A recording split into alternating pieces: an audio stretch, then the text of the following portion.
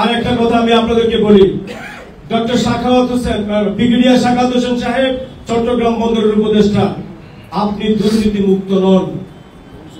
আপনার দুর্নীতি সারা দেশ জানে।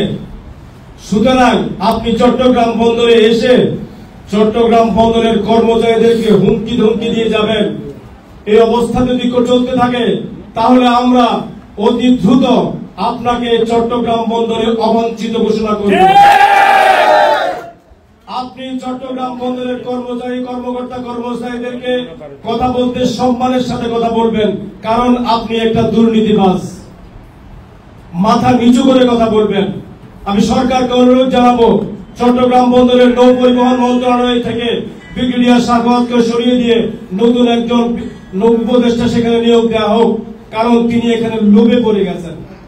ওনার ছেলে বিভিন্ন উপটোকন পায়, আমরা সব জানি। ওনার ছেলেকে উপটোকন কেন দেওয়া হবে? আমি চট্টগ্রাম বন্দরে চাকরি করি, আমার ছেলেকে কেন তেল মারা হবে? কেন তেল দেওয়া হবে? অনিয়ম আর দুর্নীতি করার জন্য।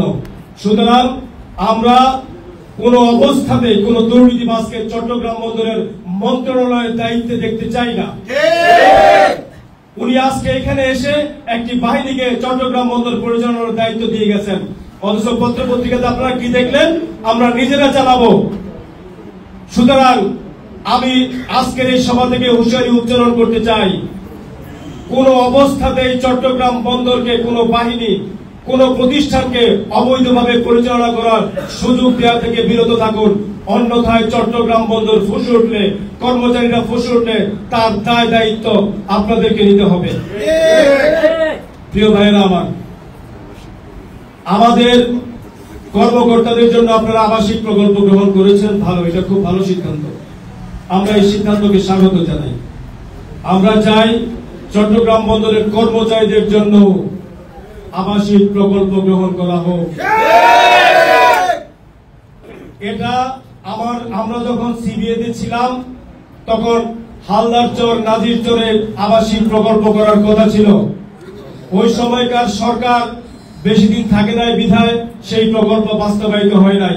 আমরা চাই যে 2004-5 সালে যে প্রকল্প হাতে নেওয়া হয়েছিল সেই প্রকল্প অনুযায়ী চট্টগ্রাম বন্দরের কর্মচারীদের জন্য আবাসন প্রকল্প গ্রহণ করা হোক। আপনারা নিজেদেরটা নিজেরা নিয়েছেন, আমাদেরকেও দেন। আমরা কর্মচারী প্রতিনিধি, আমাদেরকে ওই আবাসন প্রকল্পে অন্তর্ভুক্ত করতে হবে। আপনারা রাজি আছেন তো?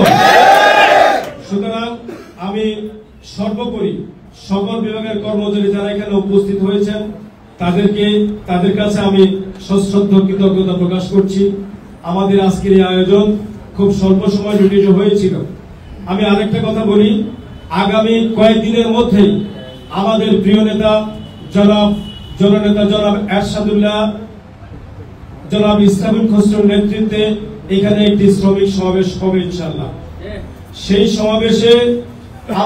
সমাবেশের তারিখ আমরা অচিরেই ঘোষণা করব, 2 দিনের মধ্যেই ঘোষণা করব নেতৃবৃন্দের সাথে টাইম শিডিউল নিয়ে। এবং আমাদের নেতৃবৃন্দের কাছে, আমি বিএনপির নেতৃবৃন্দের কাছে উদারত আহ্বান জানাই, সরকার যে কূটকৌশল অবলম্বন করেছে সেই কূটকৌশল আমরা আপনাদেরকে জানাবো। জানানোর পর সারা বাংলাদেশে আপনারা কি ধরনের প্রতিক্রিয়া ব্যক্ত করবেন, এখন থেকে আপনাদেরকে আমরা প্রস্তুতি গ্রহণ করার জন্য উদারত আহ্বান জানাচ্ছি। কোন অবস্থাতেই ব্রিগেডিয়ার সাখাওয়াত হোসেনের স্বপ্ন চট্টগ্রাম বন্দরে বাস্তবায়িত হতে আমরা দিব না।